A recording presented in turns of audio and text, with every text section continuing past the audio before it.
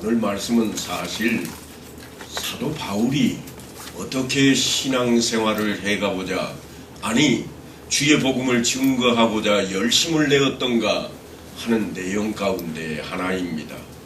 내가 달려갈 길과 주 예수께 받은 사명, 곧 하나님의 은혜의 복음을 증언하는 일을 마치려 하면은 나의 생명조차 조금 더 귀한 것으로 여기지 아니하노라. 바울이 이렇게 사도행전 20장에서 외치고 있습니다. 이미 자기의 앞길을 내다보고 어떤 길이 준비되어 있는지 피력한 바가 있습니다. 그래서 예루살렘으로 올라가면 환난을 당하고 고난을 겪어야 하는 그러한 일이 있음에도 불구하고, 아니 여러 사람이 제발 올라가지 말라고, 올라가면 다친다고, 성령께서도 가지 말라고 그렇게 고난의 길인 것을 깨우쳐 주셨음에도 불구하고 기어이 그가 예루살렘으로 올라갑니다. 분명히 사도 바울은 나는 주 예수의 이름을 위하여 결박당할 뿐만 아니라 예루살렘에서 죽을 것도 각오하였노라. 그렇게 결심을 하고 올라갔습니다. 그런데 여러분, 성경을 읽다 보면 그런 각오를 하고 올라간 사도 바울이 우리가 생각하고 있는 그런 모습으로 결심을 한 사람답지 않은 그런 놀라운 모습을 우리에게 보여주고 있습니다. 바울 일행이 예루살렘에 도착하자 야고보와 장로들이 그를 영접합니다. 그리고 바울이 지금까지 행했던 모든 일들에 대한 이야기를 듣고 그를 환영합니다. 하지만 그들의 생각은 조금 달랐습니다. 그래서 뭐라고 그러는가 하면, 바울이 무난하고 하나님이 자기 사역으로 말미암아 이방 가운데서 하신 일을 낱낱이 말하니 그들이 듣고 하나님께 영광을 돌리고 바울더러 이르되, 형제여, 그대도 보는 바에 유대인 중에 믿는 자가 수만 명이 있으니 다 율법에 열성 있는 자라. 네가 이방에 있는 모든 유대인을 가르치되 모세를 배반하고 아들들에게 할례를 행하지 말고 또 관습을 지키지 말라 한다함을 그들이 들었도다. 그러면 어찌할꼬? 그들이 필연 그대가 온 것을 들으리니 우리가 말하는 이대로 하라. 그렇게 사실은 그 문제를 해결할 대책을 내놓고 있습니다. 예루살렘에 있는 지도자들이 바울이 전하는 그 복음이 유대인들이 믿는 것과 다른 것이 아니라고 하는 것을 증명하기 위해서 결례를 행할 것을 바울에게 요청하는 것이 오늘 본문의 내용입니다. 결례라고 하는 것은 유대인들이 지키는 어떤 율법적인 그 형식에 따라서 종교적인 의식을 하는 것에 불과합니다만, 그렇게 함으로써 자기들과 한편이라고 하는 것을 인정하고자 하는 것입니다. 유대인들이 자신들이 믿는 그 내용이 신약에 어떻게 성취되었는지, 요즘 같으면 신약 성경이 있으니까 다 일이 어떻게 진행되었는지를 성경을 통해서 알 수가 있겠지만, 과거에는 신약 성경이 따로 있던 그런 때가 아닙니다. 그러니까 이 사람들은 신약 시대에 예수님께서 어떤 일을 다 완결시키셨는지를 전혀 이해를 하지 못하고, 그런 예수님을, 하나님의 독생자이신 예수를 죽여야 되겠다고, 우리가 믿는 하나님과는 전혀 관련 없는 이단자라고 생각을 하고 외쳤던 그러한 인물들이니까, 그 사람들이 생각할 때에 지금 사도 바울이 외치는 복음과는 상당한 갈등과 싸움이 있었던 것이 분명합니다. 우리 안에도 이런 일들은 종종 있습니다. 예수를 믿는다 그렇게 말하기만 하면 어디 가서든지 우리가 좀 마음이 너그러워집니다. 저 사람 예수 믿는데, 그러니까 뭐예요? 웬만하면 용서도 해주고 그저 조금 잘못하는 것은 우리가 이해를 하고 넘어가자, 이런 생각을 많이 갖습니다. 특별히 해외에 나가면 더 할 겁니다. 여러분 스스로도 가지고 있는 생각 중에 하나가 그런 겁니다. 신앙생활을 하니까 여러분의 자녀들은 복을 받아야 된다고 생각을 합니다. 왜냐하면 예수 믿으니까 복받아야 돼.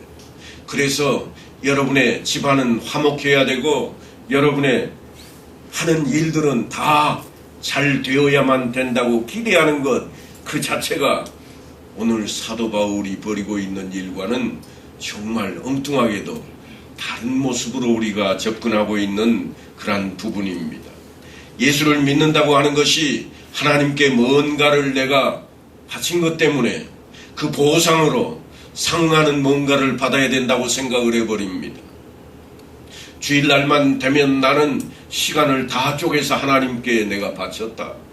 그래서 주일 성수하는 것을 하나님 앞에 내가 무슨 일을 해놓은 것처럼 그렇게 내세우고, 또한 헌금을 할라치면 하나님 앞에 내가 예물을 드렸으니 하나님이 몇 배로는 갚아주셔야지, 그런 생각을 갖게 된다고 하는 것입니다. 그런데 성경 어디를 보아도 사실은 그런 것을 가르치고 있지는 않습니다. 더군다나 우리나라 사람들은 명분을 내세우는 것을 대단히 좋아합니다. 그런데 명분이라고 하는 것은 방향성을 가리키고 목표를 이야기하는 것이기 때문에 사실은 과정이 생략되어 버립니다. 명분 좋아하는 분들이 사실은 우리나라에도 국회와 정치판에 많이 계십니다. 그런데 그분들이 내세우는 명분을 보면 그럴듯합니다. 그런데 항상 뭐가 생략되는가 하면 과정이 생략되어 버립니다. 잘못한 과정들이 분명히 있음에도 불구하고 그것은 시간만 지나면 우리가 다 잊어버립니다. 명분만 남아있으면 다 사라져버리는 거예요. 그러한 우리의 사고가 우리의 신앙 안에도 고스란히 그대로 들어와 있습니다. 그래서 늘 하는 이야기가 이런 겁니다. 예수를 믿을 바에는 똑바로 해야지 나는 그렇게는 안 해. 그렇게는 못하겠다는 겁니다. 시시하게 새벽 기도에 나와서 애들이나 잘 되라고 그렇게 엎어져 있어? 나는 그럴 바에는 안 해. 그래서 어떻게 하는가 하면 평생 기도를 안 합니다. 하려면 제대로 해야지. 그럴 바에는 나는 안 하고 말아. 그래서 교회 나오는 것도 끊어버리는 사람까지 생겨납니다. 그래서 오늘 사도 바울이 자신을 변명하고자 결례를 행하는 이 모습을 보고 바울이 그럴 줄 몰랐다, 그렇게 생각하는 분도 계실 겁니다. 거기에 대해서 사도 바울은 이렇게 이야기합니다. 유대인들에게 내가 유대인과 같이 된 것은 유대인들을 얻고자 하며 율법 아래에 있는 자들에게는 내가 율법 아래에 있지 아니하나 율법 아래에 있는 자같이 된 것은 율법 아래에 있는 자들을 얻고자 하며. 고상하게 글이 쓰여져 있습니다만 무슨 이야기인가 하면 내가 예수를 전할 수 있는 길이라면 내가 그들이 하는 그 앞에 가서 머리도 조아리겠다. 지금 그런 이야기입니다. 이것이 지금 사도 바울이 결례를 지키는 이유입니다. 우리식으로 말하면 명분을 내세워서 이렇게 질타할 수 있습니다. 야, 주를 믿고 그를 위해서는 목숨까지도 아끼지 않겠다고 그렇게 다짐했던 바울이 아니냐. 그런데 시시하게 그까지 오해가 겁나서 지금 마음에도 없는 그런 결례를 하고 있더란 말이냐. 나는 그런 짓거리 더러워서도 안 해. 틀림없이 우리가 그럴 수 있습니다. 그런데요, 우리는 그것도 못해서 그런 핑계를 대고 있는 겁니다. 사도 바울은 지금 그가 그토록 주장하고 고상하고 엄청난 목표를 이루기 위해서 그 과정을 생략하지 않고 지켜나가고 있는 겁니다. 때로는 연약한 모습으로, 때로는 넘어진 모습으로 자랑거리가 아니지만 그거를 주를 위해서라면 자랑거리로 내세우겠다고 하는 겁니다. 그가 맡은 바 사명은 모든 사람을 그리스도 앞에 굴복시키는 데 있으며 하나님을 아는 자리로, 예수를 믿는 자리로 인도하는 것입니다. 그래서 자신의 자존심 따위는 쓸데없는 것처럼 그것이 방해하지 못하도록 그런 자리로 나아가고 있습니다. 그래서 그는 지금 결례를 행하고 있는 겁니다. 율법이 있는 자들에게는 결례라고 하는 것이 그들에게 중요한 형식이 되어 있기 때문입니다. 무슨 말씀인가 하면 요즘 노조 같은 데에서 뭔가 일을 타개하기 위해서 하는 일들이 뭔가 하면 지도자로 앞에 나서는 사람들이 뭐를 해요? 머리 깎잖아요. 우리 너희 편이야. 그걸 보여주기 위해서 전부 삭발을 하고 그 가운데 어떤 새로운 인물이 뽑혔다면 야, 저 사람 아직까지 우리가 못 봤던 사람인데 어떻게 믿지? 근데 똑같이 머리를 깎았네? 야, 저 사람도 우리 편이야. 그 이야기하고 똑같습니다. 지금 사도 바울이 머리를 깎고 그 사람들 머리 깎는 비용을 다 대서 그 자리에 함께 하는 게 뭔가 하면 바로 내가 너희 편이라. 나도 예수를 전하고 있는 나도 너희와 한편이다. 그 이야기를 지금 고스란히 드러내고자 하는 자리인 것입니다. 하나님께서 우리를 통해서 역사하심은 사실은 우리의 자존심을 여지없이 밟아버리는 그러한 방법으로 쓰고 있는데 그걸 우리가 늘 납득을 하지 못합니다. 그래서 자존심을 늘 내세우고자 합니다. 그래도 내가 예수 믿은 지 몇 년인데 뭔 소리야. 그래도 나는 과거에 내가 우리 교회 장로였어. 함부로 까불지 말라고 우리는 그렇게 마음속에 겉으로는 아닐지 모르지만 마음속에다가 자기의 자존심을 딱 붙잡아 놓고 있습니다. 그러다 보니까 무슨 일이 생기는가 하면 결코 예수가 드러나지 않고 자신이 드러나 버리게 되는 겁니다. 신앙이라고 하는 것은 결국 하나님께 나를 맡기는 그 힘이요, 순종이요, 그리고 인내요, 겸손이며 주님께서 말씀하신 대로 자기를 부인하는 자리입니다.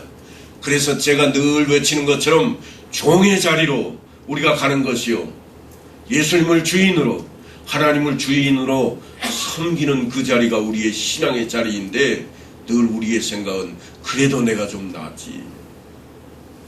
나보다 나은 사람이 있으면 나와보라고 그래. 이 마음이 우리 속에 여전히 남아있기에 오늘 사도 바울은 결례라고 하는 이 형식을 통해서 우리 앞에 그것을 무너뜨리고자 하는 것입니다.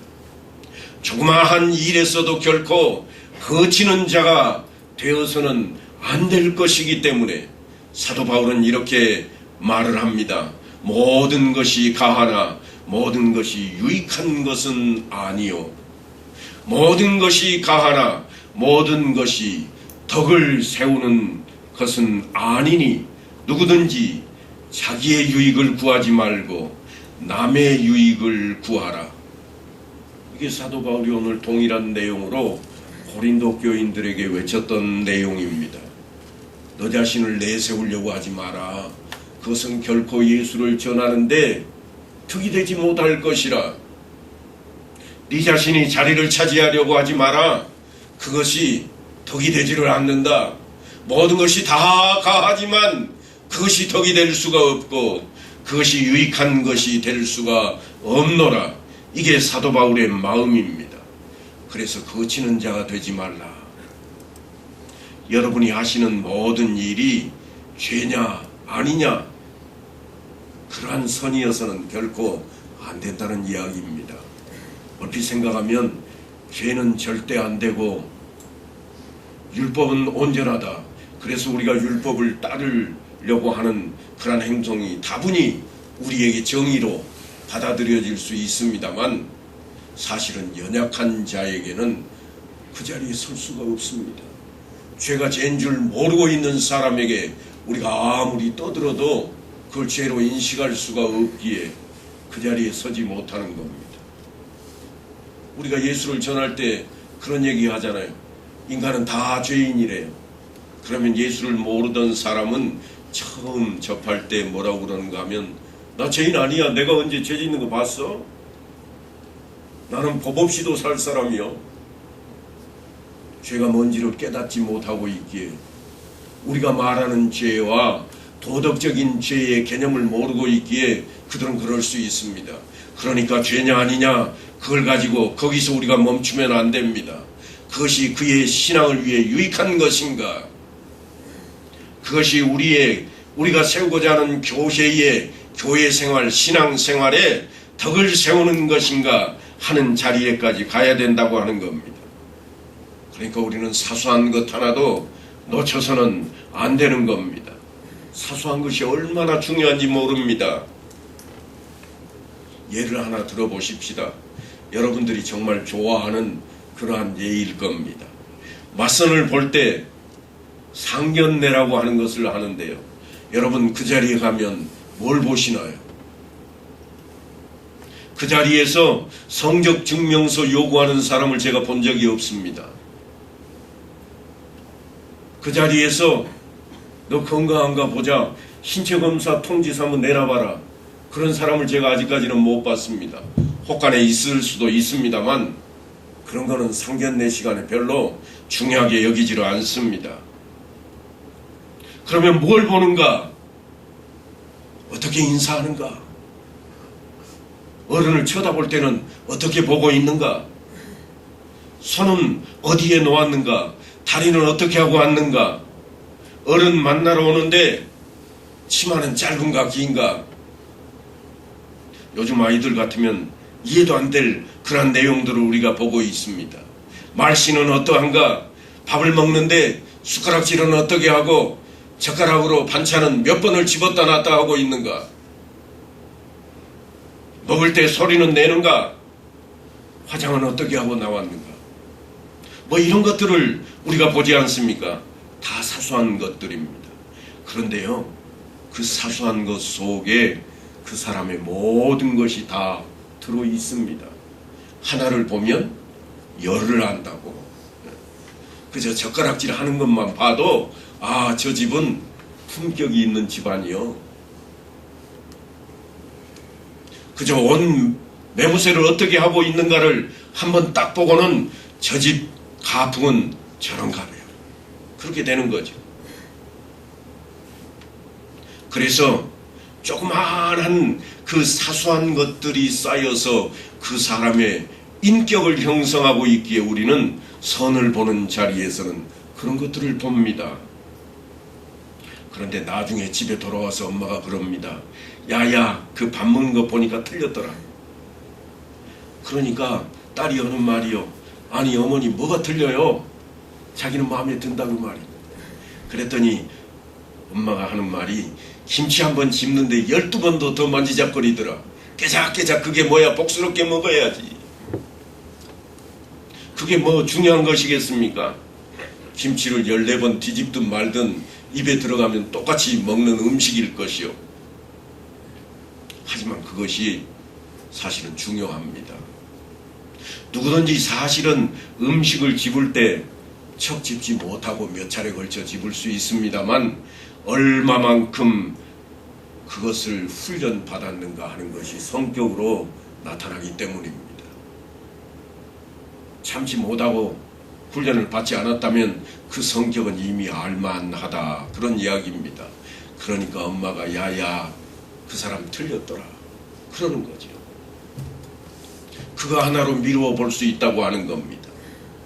그 집안의 수준을, 그 개인의 절제된 그 훈련을 김치 하나 집는 것 가지고 보는 겁니다. 젓가락질 하나가 그렇게 중요합니다. 이 말을 뒤집어 놓고 보면 우리의 신앙이라고 하는 것이 어떤 큰 성과를 내서 판가름 나는 것이 아니라고 하는 거예요. 이 교회 건축할 때 아마도 건축원금을 저 사람이 제일 많이 해서 80%는 냈을 거야. 그걸로 그 사람이 신앙을 볼 수 없다고 하는 것이 바로 그 이야기입니다. 아주 사소한 것, 그거 가지고 그 사람의 신앙을 들여다 봐야 됩니다. 특별히 우리 교회가 그러합니다만 우리 교회의 모든 분들이 10의 1조를 함으로써 어떤 사람이 유별나게 드러나지 않습니다. 흔히 하는 말로 십시일반이라고 하는데 이게 사실은 신앙의 본질입니다. 누군가 한 사람이 우리 교회 11조에 절반 이상을 한다면 그 사람 마음속에는 그럴 거예요. 엄다교회 내가 다 먹여 살려. 그러면 성경 말씀도 귀에 안 들어옵니다. 왜냐하면 내가 주인인데. 나 없어져 봐, 이 교회 금방 망해. 하나님 망하게 만드는 사람이 돼버리고 말 겁니다. 신앙은 그렇게 가는 게 아닙니다. 허울 좋은 명분으로 핑계대서는 안 됩니다. 말로는 하나도 지는 것이 없고 그저 행동 하나 제대로 못한다면 우리의 신앙은 헛것입니다. 들려오는 이야기가 그럽니다. 아무개, 우리 교회 성도님을 대놓고 빗대놓고 하는 말이, 아무개는 말만 잘하되 교회 나가면 말도 잘하는가 봐. 욕은 선수요. 욕을 그렇게 잘한대요. 그러면 그 이야기가 우리 교회를 칭찬한 이야기일까요? 하나님을 칭찬하는 이야기일까요? 그렇지 않습니다. 우리가 하는 행동 하나가 다 무너뜨리게 만드는 겁니다. 그래서 우리가 교회의 직분자를 선출할 때는 늘 하는 이야기가 있습니다. 집사는 이러이러한 사람을 세워야 하고, 권사나 혹은 장로는 이러이러한 사람을 세워야 할 것인데, 가장 기본이 가정을 잘 다스리는 자라야 할 것이라. 가정에 대한 이야기가 밖으로 돌아서는 그 사람을 결코 칭찬할 수 없다고 하는 이야기입니다. 그 이야기로 교회가 무너질 수 있기 때문입니다. 주님께서 우리에게 그 이야기를 이렇게 하십니다. 너희가 너희를 사랑하는 자를 사랑하면 무슨 상이 있으리요? 세리도 이같이 아니하느냐? 또 너희가 너희 형제에게만 무난하면 남보다 더하는 것이 무엇이냐? 이방인들도 다 이같이 아니하느냐? 남보다 더하는 것이 뭐냐고 그렇게 묻고 있습니다. 신자이기 때문에 남보다 더하고 있는 것이 과연 무엇입니까? 헌금을 드렸죠? 오늘 들어오면서 틀림없이 우리는 정성을 다해 헌금 봉투를 헌금함에 넣었을 것입니다. 우리 교회 전통은 다른 사람들이 볼 때에 연보기에 넣는 것이 혹시라도 누가 될까봐 헌금함에 넣고 있습니다만, 그런 차원입니다. 그런데 주일날 일하러 안 가고 이 자리에 다 나와 있습니다. 그러니까 어떻게 됐다는 이야기입니까? 이것은 사실 남보다 더하는 게 아닙니다. 늘 제가 말씀을 드립니다만 마땅히 해야 할 일을 지금 우리는 하고 있습니다. 이거보다는 더 미치는 일을 하셔야 됩니다. 남보다 더하는 것이 무엇인가? 예수님께서는 뭐라고 그러시는가 하면 원수까지도 사랑하라 그러십니다. 남들이 하는 사랑, 그거 가지고는 예수 믿는다고 내밀지 말라. 어디까지 가야 할 것인가? 원수까지도 사랑하라. 나를 해치려고 애쓰고 있고 덤비고 달려드는 그 사람을 위해 기도해 보았느냐? 지금 그런 차원입니다. 그냥 분이 여기까지 차고 올라와서 한마디만 더 하면 쏴붙이고 싶은데 그를 위해서 과연 기도는 해보았는가? 이게 예수 그리스도의 방법입니다. 내 눈에 흙 들어가기 전에는 그 생각이 있다면 아직도 예수를 제대로 믿고 있지를 않는 겁니다. 여러분은 틀림없이 성경책 펴들고 주보를 꺼내 들어야만 내 신앙을 나타내는 그 정도 실력이라면 그것은 가난한 신앙입니다. 사소한 것일지라도 훈련하고 성실해야만 합니다.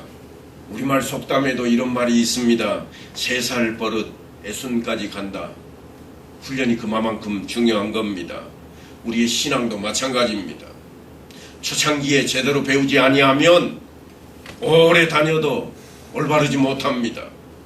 작은 일을 허술하게 생각하는 사람은 큰 일을 할 수가 없고, 작은 일에 충성하지 못하면 큰 일에도 충성할 수가 없기 때문입니다. 우리가 신자요 또한 하나님의 사람이라면 사실은 사소한 데에서부터 우리 자신을 잘 훈련시켜야 합니다. 제가 대학 다닐 때 한 친구에게 질문했습니다. 야, 너는 당구를 왜 그렇게 잘 쳐? 그랬더니 그가 나를 향해서 눈을 부릅뜨고 큰 소리로 이렇게 외쳤습니다. 야, 난 공부할 때 다 같이 공부해가지고 언제 당구 잘 치냐? 당구 잘 치려면 어디로 가야 돼요? 당구장 가야 되는 거예요. 역으로 생각하면 공부 잘하려면 어디로 가야 돼요? 책 앞에 있어야 되는 거죠. 우리의 신앙도 마찬가지입니다. 우리의 신앙이 언제 성장을 합니까? 그저 나 교회 나왔다, 그래서 오늘도 출석했노라고 도장 찍고 돌아간다면 하나님께서 말씀하신 대로 마당만 밟고 가는 자라 그 자리에 머물고 맙니다. 마당까지 와서 밟는 게 얼마나 어렵겠습니까? 남들 보는 눈이 있으니 와서 밟고 갈 수 있습니다. 남들 보는 눈이 있으니 경건한 모습으로 옷도 단장을 하고 몸도 단장을 하고 나올 수가 있습니다. 그러나 주님을 마음속에 품지 못하면, 아니 주님께서 말씀하신 대로 우리의 신앙을 훈련하지 못하면 우리는 온전해질 수가 없습니다. 주님께서 안타까운 마음으로 이렇게 외치십니다. 너희는 세상의 소금이니 소금이 만일 그 맛을 잃으면 무엇으로 짜게 하리요? 후에는 아무 쓸데없어 다만 밖에 버려져 사람에게 밟힐 뿐이니라. 내가 예수를 믿는다고 하지만 소금과 같은 그런 역할을 못하면 이름만 허울이요, 세상 사람들에게 밟히는 그 자리가 되어버리고 말 것입니다. 또한 주님은 이어서 이렇게 말씀합니다. 너희는 세상의 빛이라. 산 위에 있는 동네가 숨겨지지 못할 것이요, 사람이 등불을 켜서 말 아래에 두지 아니하고 등경 위에 두나니 이러므로 집안 모든 사람에게 비치느니라. 여러분, 지금이야 우리가 전기불을 켜니까 그런 문제가 없겠습니다만 때로는 전기불은 땅바닥에다가 켜놓아도 환해질 수도 있겠습니다만 과거의 등불은 그러지 않았습니다. 등불은 어디에 두는가? 큰 말통 밑에 두질 않습니다. 항상 등잔대 위에다 놓아야 되었습니다. 그래야 집안 전체가 환하게 되기 때문입니다. 그래서 주님께서 하시는 말씀입니다. 이러므로 집안 모든 사람에게 비치느니라. 이같이 너희 빛이 사람 앞에 비치게 하여 그들로 너희 착한 행실을 보고 하늘에 계신 너희 아버지께 영광을 돌리게 하라. 그러니까 우리 빛은요, 내가 서 있으면 한밤중인데 주변이 다 환해지는 그러한 빛이 아니라 무슨 이야기를 하고 있는가 하면 네 행실이 어떤 행실이냐, 네가 다른 사람들이 인정해 줄 수 있는 그런 행실이냐, 그게 세상의 빛이라는 거예요. 내가 LED로 바꿨다고 그게 환해지는 그러한 빛이 아니라 내가 하고 있는 이 행실, 말 한마디, 사소한 것 그거 하나가 어떤 모습인가 하는 것입니다. 세상 사람들과 동일한 조건과 환경과 사건에 직면하고 있지만 우리는 다른 모습을 보여야 된다고 하는 것입니다. 냉면 먹으면서 먹기 전에 식기도 했다고 우리가 예수 믿는 것을 다 나타내는 증거라 말할 수가 없습니다. 보다 더 신자다워져야만 합니다. 사소한 것 하나에도 우리가 바뀌어야 됩니다. 잘못하면 사소한 것 때문에 우리가 본래 의도하던 것까지 달라져 버릴 수 있습니다. 길 가다가 툭 치고 미안하단 말도 하지 않고 걸어가는 청년을 향해서 우리가 그럴 수 있습니다. 분에 차가지고, 야 이놈아, 젊은 놈이 싸가지 없이 어른을 쳤으면 공손하게 미안하다고 해야지. 그럼 뭐라고 그러는 줄 아세요? 그가 하는 말이 이럽니다. 이 아저씨가 누구한테 반말이에요? 왜 욕해요? 이 소리가 조금 강하게 가면 누가 이기겠어요? 그가 치고 지나간 본질은 사라져버리고 반말하고 욕한 사람 내가 잘못한 거예요.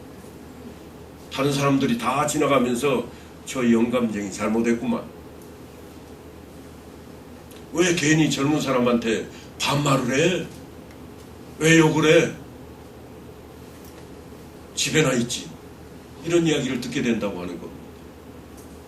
우리가 예수 믿는 것 가지고도 동일한 모습으로 비춰질 수 있습니다.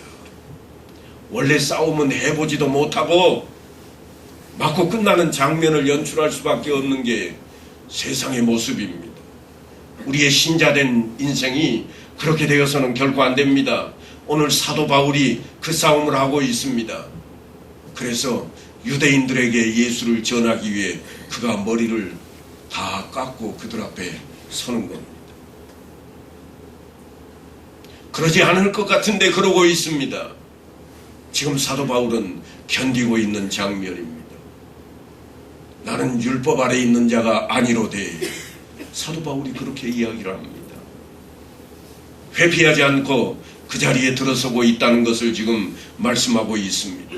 믿음이 깊다고 생각하시는 분들은 믿음이 연약한 사람들이 실수하지 않도록 도와야 됩니다. 스스로 짐을 질 수 있다고 여겨진다면 옆 사람의 짐을 좀 거들어줄 줄도 우리가 알아야 됩니다. 이게 신앙인이 나서야 할 길인 겁니다. 사소한 것 같지만 그것부터 우리가 시작해야 됩니다. 뭔가는 양보해야 되고, 까짓것 내가 손해본다고 천국에 내 거처를 마련하신 주님께서 내가 거처를 처소를 평수를 줄일 리가 없습니다. 아니 내가 이 땅에서 이익을 좀 많이 본다고 해서 그걸 가지고 가서 내 천국에 저장할 자리도 없습니다. 그러면 우리는 어떻게 해야 될까요? 사도 바울은 잡히고, 그래도 사도 바울은 죽음의 길을 가야 할 것입니다.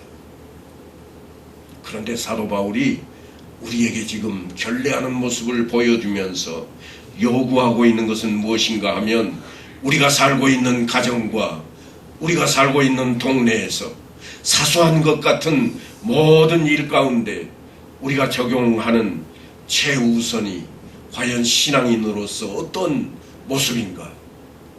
착한 행실을 드러내고 있는가? 저들이 나 때문에 야, 저 사람 엄다교회에 나간대. 엄다교회에 나가는데 그 교회 가는 사람은 다 착한 사람들인가 봐. 그런 자랑거리를 듣는 자리로 우리가 세워져야 되지 않겠습니까? 저 사람 보니까 예수 믿어야 되겠더라. 그 이야기가 나와야죠.